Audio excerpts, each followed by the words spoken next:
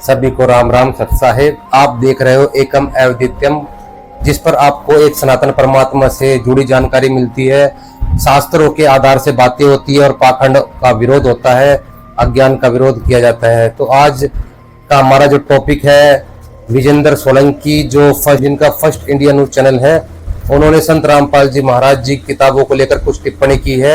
आइए उनके कुछ सवालों का जवाब देते हैं। दो किताबें मेरे पास हैं। एक किताब है अंध भक्ति श्रद्धा खतराए जान और दूसरी मेरे पास है ज्ञान गंगा। दोनों में समानता क्या है? इन दोनों में समानता यह है कि दोनों का जो लेखक है वो रामपाल महाराज है।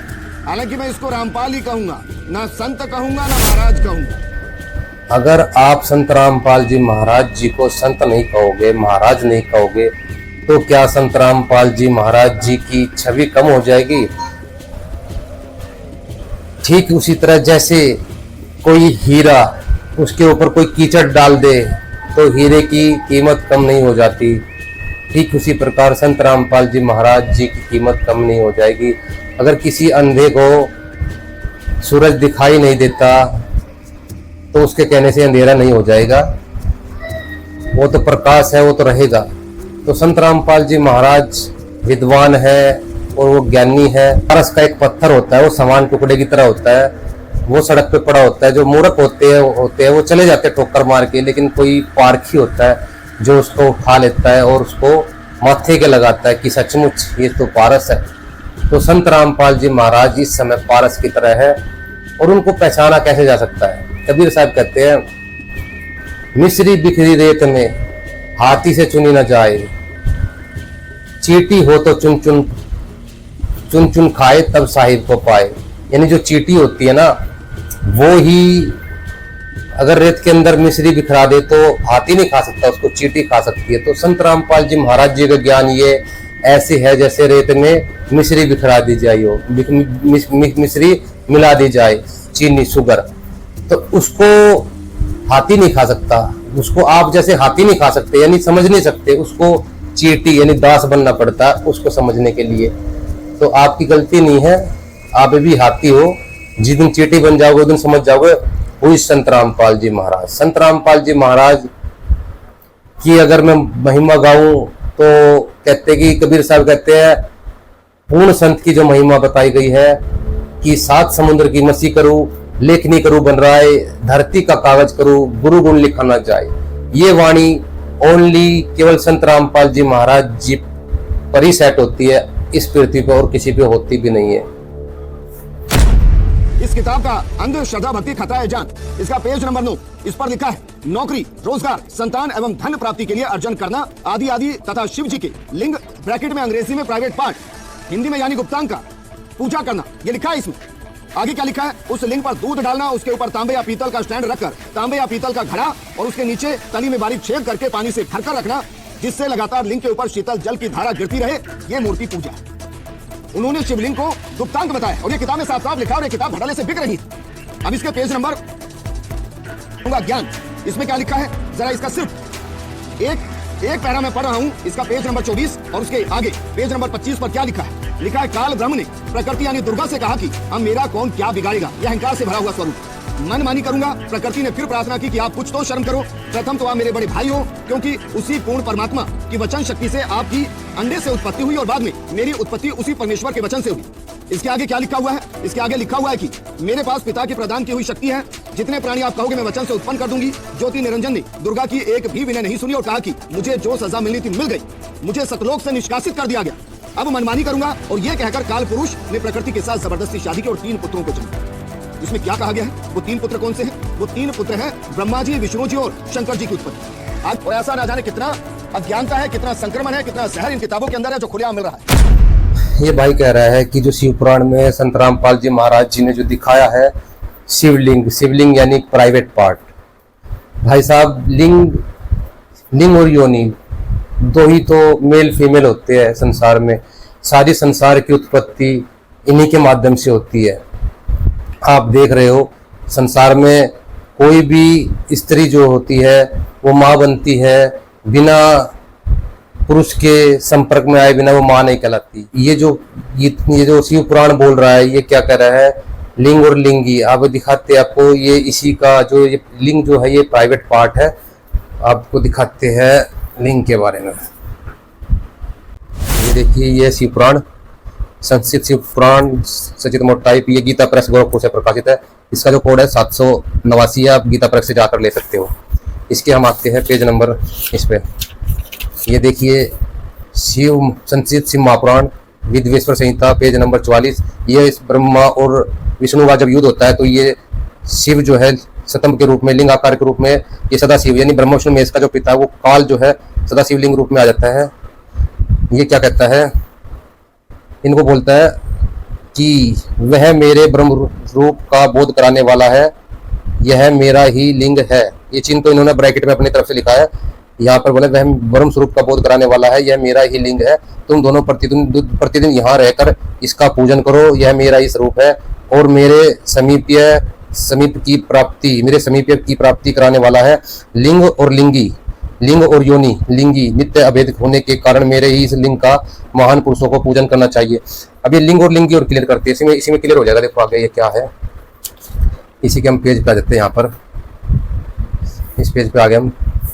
ये देखिए, ये क्या कह रहे हैं यहाँ पर, सूत जी ने कहा लिंग की लंबाई निर्माणकर्ता या स्थापना करने वाले यजमान के 12 अंगुल के बराबर होनी चाहिए। ऐसे ही लिंग को उत्तम कहा गया है। इससे कम लंबाई हो तो फल में कमी आ जाती है, अधिक हो तो कोई दोष की बात नहीं, यानी जितनी ज्यादा हो ठीक है। और यहाँ पे तो ये लिंग के बारे में बताया, यहाँ बताया इन्होंने, यहाँ बताया है उसका गर्भगृह बहुत ही सुंदर, सदृढ़ और दर्पण के समान सोचो। गर्भगृह का मतलब होता है कि गर्भगृह यानी कि योनि, गर्भगृह जिस जहाँ पे स्त्री का गर्भ ठहरता है उसको गर्भगृह बोलते हैं। और ये लिंग है जिसमें ये प्रविष्ट होता है उसको गर्भगृह बोलते हैं। और मंदिर में गर्भगृह के काम वहाँ पे है, गर्भगृह बोलते हैं। यूट्यूब पे भी उस पे गूगल पे सर्च कर सकते हो, गूगल में सर्च करके दिखाते हैं। इसको जो ये लिंग और लिंगी बोला है शिव पुराण में, इसको और क्लियर करते हैं। और ये भी क्लियर करते हैं ब्रह्मा विष्णु महेश के माता पिता कौन है। ब्रह्मा विष्णु महेश की माता दुर्गा है और काल ये सदाशिव है, ये ओम है, ये एक भैरूपिया है। कभी ये महाशिव का रूप धारण करता है, कभी महाविष्णु का रूप धारण करता है। तो ये ओम है, ये ओम बस ये समझ लो। ओम क्या चीज है वो बताते हैं आपको। ये शिव पुराण पे आ जाती है। जब ब्रह्मा और विष्णु जी का युद्ध होता है आपस में, ये देख रहे हो आप, स्तंभ रूप में आगे प्रकट हो जाता है। ये कहता है, ये शिव रूप में आकर के बोलता है। ये जब ब्रह्मा विष्णु में इसका युद्ध होता है, बोला ब्रह्मा और विष्णु ने पूछा प्रभु सृष्टि आदि कर्तों के लक्षण क्या है, ये हमें दोनों को बताइए। भगवान शिव बोले पुत्रो, तुम दोनों ने तपस्या करके प्रसन्न हुए मुझ परमेश्वर से सृष्टि और स्थिति नामक 2 कृत प्राप्त किए हैं। ये तुम दोनों को बहुत प्रिय है। इसी प्रकार मेरी विभूति स्वरूप रुद्र और महेश्वर ने अन्य 2 अन्य कृत प्राप्त किए हैं, सनार और तिरुभाव मुझसे प्राप्त किया है। यानी ये ब्रह्मा विष्णु महेश को बोल रहा है पुत्रो। आप जानते हो ब्रह्मा उत्पत्ति करता है, विष्णु पालन करता है, शंकर जी संहार करते हैं। तो इसने कहा कि रुद्र और महेश ने जो है संहार तिरुभाव का कर्त मुझसे प्राप्त किया है। और जो सृष्टि और स्थिति है वो विष्णु और ब्रह्मा ने प्राप्त किए, यानी इनसे अलग है ये जो पुत्रो बोल रहा है। और ये कहता है मैंने पूर्व काल में अपने स्वरूपभूत मंत्र का उपदेश किया जो ओंकार रूप से प्रसिद्ध है, वह मंगलकारी मंत्र है। सबसे पहले मेरे मुख से ओम प्रकट हुआ जो मेरे स्वरूप को बोध कराने वाला है। ओंकार वाचक है, मैं वाचक हूँ। यानी जो ओम है ये इसी का मंत्र है, ये एक चिन्ह है। जैसे कहीं भी आप बीजेपी देखोगे, कमल का फूल देखोगे तो उससे आपको तुरंत पहचान होगी कि ये भाई बीजेपी का आदमी है या बीजेपी वाला है। तो ऐसे ही इसका जो ओम है ये चिन्ह है। जहां भी आप ओम देखोगे तुरंत समझ जाना ये काल है, ये ब्रह्मा विष्णु महेश का पिता है। बस आगे दूसरी बात अब आगे क्लियर करते हैं। ये तो क्लियर हो गया, ये जो ओम है ब्रह्मा विष्णु महेश का पिता है। ये भूल जाओ शिव है कौन है, बस ये ध्यान रखो, ये ओम जो है ब्रह्मा विष्णु महेश का पिता है। आगे चलते हैं, ब्रह्मा विष्णु महेश की माता कौन है वो देखते हैं। 138 संक्षिप्त भागवत, श्रीमद देवी भागवत संक्षिप्त मोटर टाइप, ये गीता प्रेस गोरखपुर से प्रकाशित है। इसमें लिखा है संक्षिप्त देवी भागवत के 138 पेज पर, तुम विष्णु जी कहते हैं अपनी माता दुर्गा की स्तुति करते समय कि तुम शुद्ध स्वरूपा हो, यह संसार तुम्ही से उद्भासित हो रहा है। मैं ब्रह्मा और शंकर हम सभी तुम्हारी कृपा से विद्यमान है, हमारा आविर्भाव और तिरुभाव हुआ करता है, यानी जन्म और मृत्यु होता है। आविर्भाव जन्म, तिरुभाव मैंने मृत्यु हुआ करता है। तुम नित्य हो, जगत जननी हो, सनातनी और प्रकृति देवी हो। यानी यहाँ पे नोट करने वाली बात है, दुर्गा को प्रकृति बोलते हैं। भगवान शंकर बोले देवी यदि माँ भाग विष्णु तुम्ही से प्रकट हुए तो उनके बाद उत्पन्न होने वाले ब्रह्मा भी तुम्हारे ही बालक हुए। फिर मैं तमोगुणी लीला करने वाला शंकर क्या तुम्हारी संतान नहीं हुआ? अर्थात मुझे भी उत्पन्न करने वाली तुम ही हो शिवे, तुम संसार की सृष्टि करने में बड़ी चतुर हो। यानी कि यहाँ पर ये क्लियर हो गया कि ब्रह्मा विष्णु महेश ने ये स्वीकार कर लिया दुर्गा उनकी माता है, और वहां पर जो ओम है वो बोल रहा है ब्रह्मा विष्णु महेश को कि पुत्रो। तो कहने का मतलब ये जो ब्रह्मा विष्णु महेश के जो पिताजी ये ओम साबित हो गए और दुर्गा जो है इनकी माता साबित होगी। और एक बात जरूर ध्यान रखना, दुर्गा माता को प्रकृति देवी बोलते हैं। अब हम आपको बिल्कुल लिंग और लिंगी जो है वो क्लियर कर देते हैं दुर्गा और काल के बारे में। अभी आपने शिव पुराण में पढ़ा, ये कह रहा था मेरा ओम मंत्र है, ये कह रहा था मेरा ओम मंत्र है।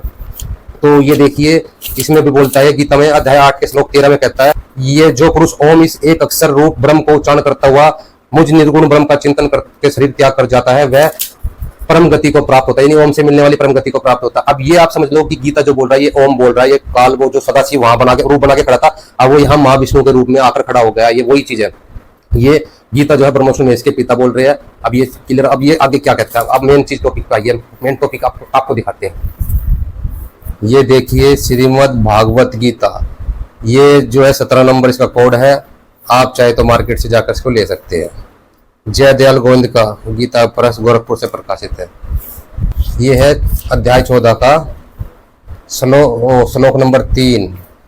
ये क्या कहते हैं कि हे अर्जुन मेरी महत ब्रह्म रूप मूल प्रकृति, अभी आपको साबित किया दुर्गा को प्रकृति बोलते हैं, संपूर्ण भूतों की योनि अर्थात गर्भ धारण का स्थान है, यानी लिंगी है। मैं उस योनि में चेतन समुदाय रूप गर्भ को स्थापन करता हूँ, उस जड़ चेतन संयोग से सब भूतों की उत्पत्ति होती है।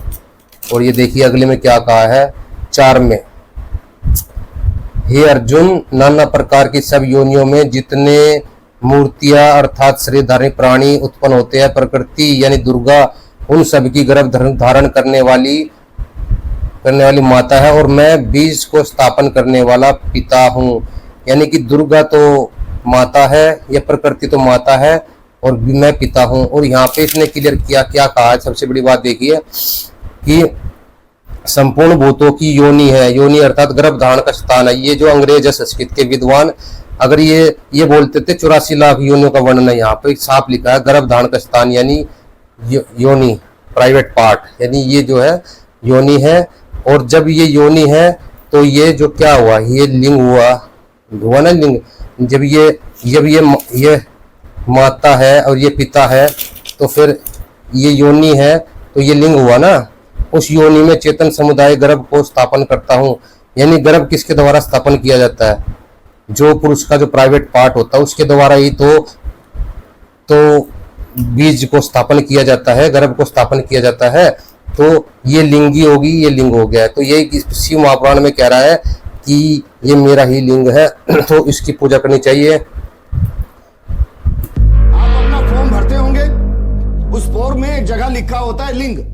क्या लिखते हैं उसमें, स्त्री या पुरुष, मेल या फीमेल, यही लिखते हैं ना।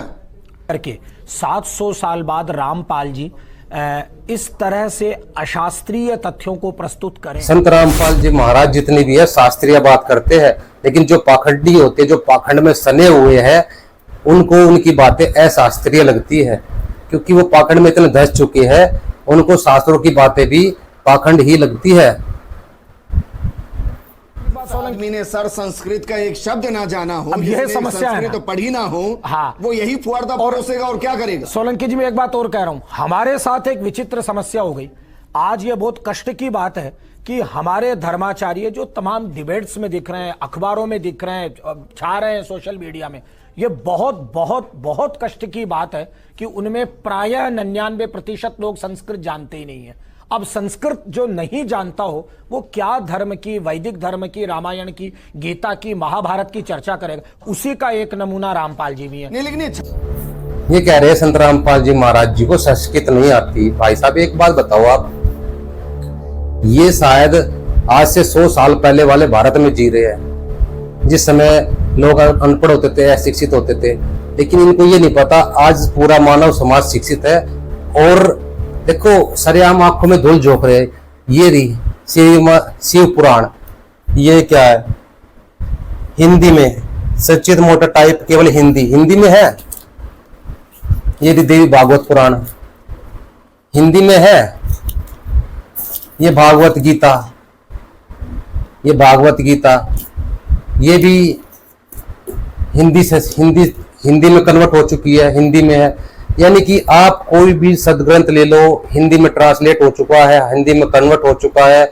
आज सवाल पैदा ही नहीं होता संस्कृत आने ना आने का। तो संत रामपाल जी महाराज जी तो आप जो अंग्रेजों ने, जो संस्कृत के विद्वानों ने जो ट्रांसलेट किया है इन ग्रंथों के अंदर, संत रामपाल जी महाराज जी तो वो आपका ट्रांसलेट जो आपने अनुवाद कर रखा है वही पढ़कर सुना रहे हैं। अब भाई आपका अनुवाद करके संत रामपाल जी महाराज पढ़ के सुना रहे हो, आप कह रहे हो उनको संस्कृत नहीं आती। सबसे बड़े मूर्ख इंसान हो आप। या तो ये क्या हो ना कि आपका अनुवाद करना नहीं आता। संत रामपाल जी महाराज तो आपका अनुवाद सिखा रहे, आपका अनुवाद जो कर रखा है उसी में से तो बता रहे हैं, वो अपनी तरफ से थोड़ी बता रहे हैं। तो या तो आप ये तो कह नहीं सकते ये गीता वेद पुराण गलत है, संस्कृत नहीं आती। एक बार बताओ, एक संस्कृत भाषा सीखने से कोई विद्वान हो जाता है क्या? अगर एक भाषा सीखने से कोई विद्वान होता तो ये जैसे आजकल इंडिया के अंदर थोड़ी जिसको इंग्लिश आ जाती है बोलनी, वो चौड़ा हो जाता है, इंग्लिश आ गई मेरे को। भाई इंग्लैंड में जाके देख, जिस बच्चे को तो चड्डी भी पहननी नहीं आती ना इंग्लैंड में, वे भी इंग्लिश बोलते हैं। तो वे बच्चे भी विद्वान हो गए इस हिसाब से। तो अरब में किसी को मुसलमान धर्म में अरबी आ जाती है तो वो उनके बीच में कि भाई मेरे को अरबी आ गई। भाई अरब देशों में बच्चों को अरबी आती है। क्या वे सारे विद्वान हैं? एक भाषा सीख लेने से कोई विद्वान नहीं हो जाता। और इसने जो बोली है, इस शास्त्री ने जो बात बोली है, कह रहा है कि भाई संत रामपाल जी महाराज जी को संस्कृत नहीं आती। इसमें पूछता हूँ भाई कबीर साहब को तो पढ़े भी लिखे भी थे, कबीर साहब तो अनपढ़ थे। तो उनकी आज कविताएं जो है, उनकी जो वाणियां है पूरे देश विदेश में सुनी जाती है। क्या वो विद्वान नहीं थे? रविदास जी जिन्होंने अपने वो चाम की जो अंदर से गंगा प्रकट कर दी थी, जिसमें चाम का कटौती में गंगा, रविदास जी ने उसमें, और जितने ब्राह्मण थे वो रविदास ने सभी ब्राह्मणों की मरोड़ निकाल दी थी। क्या वो विद्वान नहीं थे? वाल्मीकि जी जिन्होंने रामचंद्र जी की रामायण लिख दी थी, क्या वो विद्वान नहीं थे? क्या विद्वान होने के लिए पढ़ा लिखा होना जरूरी है? संस्कृत का ज्ञान होना जरूरी है? आज इतने पढ़े लिखे हैं वो नरेंद्र मोदी जी है, वो भारत के प्रधानमंत्री, आज तक उनकी डिग्री किसी को नहीं मिली, और जितने भी पढ़े लिखे हैं सब उसके नीचे नौकरी कर रहे हैं। भाई पढ़ा लिखा मैटर नहीं करता। विद्वान और विद्वान की परिभाषा कोई शिक्षा, मतलब किसी भाषा से आप ये नहीं लगा सकते विद्वान है कि अविद्वान है। ठीक है, विद्वान और अविद्वान का पता भाषा से नहीं लगता। आप संस्कृत भाषा कोई आपने नाम नहीं कर लिया आपने। और दूसरी बात संस्कृत भाषा जो ज्यादा मुश्किल भी नहीं है, देवनागरिक लिपि है, और हिंदी के कम से कम 50% जो शब्द है वो संस्कृत से लिए गए हैं। तो ज्यादा मुश्किल भी नहीं है संस्कृत भाषा कि आप ये कहो समझ नहीं सकते। फिर दूसरी बात, सारे वेद शास्त्र जो है हिंदी में ट्रांसलेट हो चुके हैं, अनुवादित हो चुके हैं। फिर इसका तो सवाल पैदा नहीं होता संस्कृत नहीं आती तो से जाती हैं सर। ये बता, आज उनको बाबा बना के इस तरह की कविता को छापना। और आपने देखा इस किताब के अंदर में एक और बात लिखी है, पवित्र कुरान। और पवित्र कुरान को लिखते हुए उन्होंने वहां पे किसी भी तरह की कोई व्याख्या नहीं करी, कोई उल्लेख ऐसा नहीं करा है जो कि उनकी सच्चता को लाता हो सामने। उन्होंने कहा करा है हिंदू देवी देवताओं के ऊपर में करा है। इससे क्या हो रहा है विजेंद्र जी? इससे लोग पढ़ रहे हैं, और लोग पढ़ने के यदि फ्री में और दे रहे हैं, ये शुल्क नहीं लेते हैं, और फिर फ्री में लेने के बाद लोग इसको पढ़ते हैं। पढ़ने के बाद ये कहां जा रहा है? ये एंड कॉज जा रहा है सीधा कन्वर्शन पे, क्योंकि वो आपको आपके धर्म के प्रति इतना व्याकुल कर देते हैं कि आपको क्वेश्चन करने लग जाते हो, प्रश्न करने लग जाते हैं। इसीलिए भाई साहब संत रामपाल जी महाराज जी ने मुसलमान नहीं समझे ज्ञान कुरान पूरी की पूरी किताब लिखी हुई है। और जाकिर नायक जो मुस्लिम धर्म का प्रवक्ता है, उसको भी संत रामपाल जी महाराज ने चैलेंज किया था कि आओ मेरे साथ डिबेट करो, मैं तुम्हें 10 पॉइंट में झूठा साबित कर दूंगा। जाकिर नायक भी ज्ञान चर्चा के लिए नहीं आया। तो संत रामपाल जी महाराज जो है वो किसी एक विशेष धर्म के बारे में नहीं, वो सभी धर्मों के बारे में, सभी उनके शास्त्रों के बारे में खोल के दिखा रहे हैं। और आप कह रहे हो कि वो हिंदुओं के बारे में बात करते हैं और ये कहीं ना कहीं धर्म परिवर्तन का मामला बन जाता है। तो आप मुझे बता दो संत रामपाल जी महाराज ने कितनों का धर्म परिवर्तन किया? संत रामपाल जी महाराज जो है सनातन धर्म के आधार है। आपको पता है सनातन धर्म का मतलब क्या होता है? सनातन धर्म जो है पहले क्या था, एक सनातन धर्म था, उसके बाद ये हिंदू मुस्लिम सिख ईसाई बाद में बने हैं। और पहले सनातन धर्म था, पहले केवल वेद थे, वेदों के आधार से एक परमात्मा की भक्ति होती थी। ठीक है, आज ये इतनी पूजाएं चल पड़ी है, ये जो इतना पाखंड चल पड़ा है, ये सनातन धर्म में नहीं है। सनातन धर्म में हमारे वेद गीता आते हैं, वेद गीता में इस सभी पाखंड का विरोध किया गया है। संत रामपाल जी महाराज वेद गीता के आधार से भक्ति बताते हैं और सनातन धर्म को आगे बढ़ा रहे हैं। आपने कहा कि फिर वो लोग सवाल करने लग जाते हैं। भाई सवाल तो करेंगे ही, क्योंकि संत रामपाल जी महाराज जागृत जो कर रहे हैं लोगों को। एक सरकार नहीं चाहती कि लोग शिक्षित हो, पढ़ लिख जाए, क्योंकि पढ़ा लिखा जो व्यक्ति होगा, जो जागरूक होगा, जो पढ़ा लिखा होगा, वो ही सवाल करेगा। ठीक इसी प्रकार हमारे जो पूर्वज थे वो अनपढ़ थे, पढ़े लिखे नहीं थे, तो वो जो है सवाल जवाब नहीं करते थे। आज हम पढ़े लिखे हैं, तो संत रामपाल जी महाराज सभी शिक्षित लोगों को उनके वेद गीता बाइबल कुरान शरीफ सभी धर्म शास्त्रों के आधार से उस शिक्षित समाज को जागरूक कर रहे हैं। और जागरूक होने के बाद में लोग सवाल करेंगे। शंभुक ऋषि की हत्या क्यों हुई थी? शंभुक ऋषि की हत्या इसी कारण से हुई थी कि शंभुक ऋषि जो था वो अपने समाज के लोगों को जागरूक कर रहा था। सबसे बड़ा अपराध है लोगों को जागरूक करना, क्योंकि अगर आप लोगों को जागरूक करोगे, अगर आप लोगों को जागरूक करोगे तो जिनकी पाखंड की दुकान चल रही है, जो उस पाखंड को चला रहे हैं, वो आपका विरोध जरूर करेंगे।